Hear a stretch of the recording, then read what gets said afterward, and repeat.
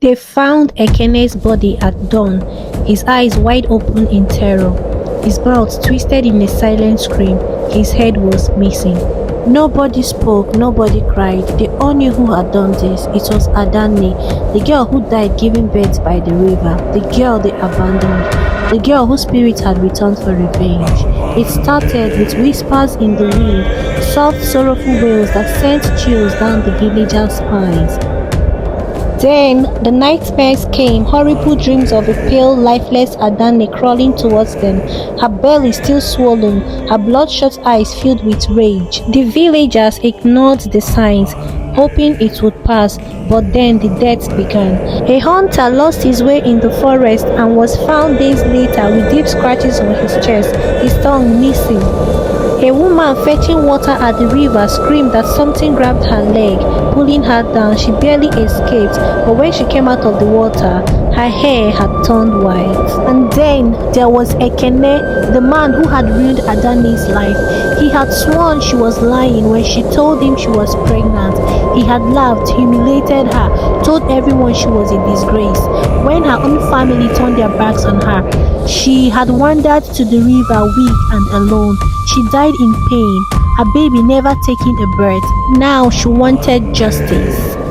At first, Ekene tried to act like he wasn't scared, but the spirit of Adanne wasn't just any ghost. She was filled with sorrow and vengeance.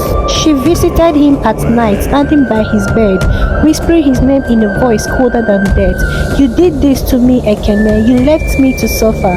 He would wake up sweating, gasping for air. He tried to leave the village, but each time he stepped out, he found himself back at his doorstep. The spirit wouldn't let him escape. At night, the villagers would hear Ekene shouting, begging for mercy. Some swore they saw a shadowy figure dragging him by his legs, pulling him towards the river. He became a madman, talking to himself, clawing at his cane like something was crawling inside him. No one dared to help. They knew it was only a matter of time. They called the traditionalists powerful men who understood the ways of the spirit.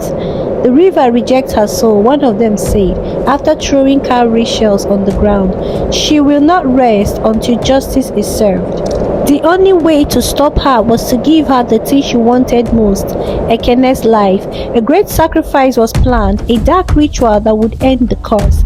The night of the ritual, they dragged Ekene to the river. He did not resist. He knew there was no escape.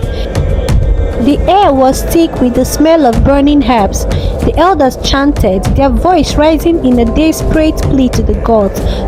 The water in the river churned, turning murky and red.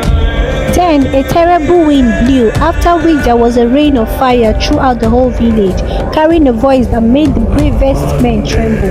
"Give me his head." With a single strike, Ekene's head was taken. His blood fed the river and the wailing stopped. The air grew still, and the nightmare ceased. The villagers knew Adanne had finally found peace. But some say when the moon is full and the wind is just right, you can still hear her laughter by the river.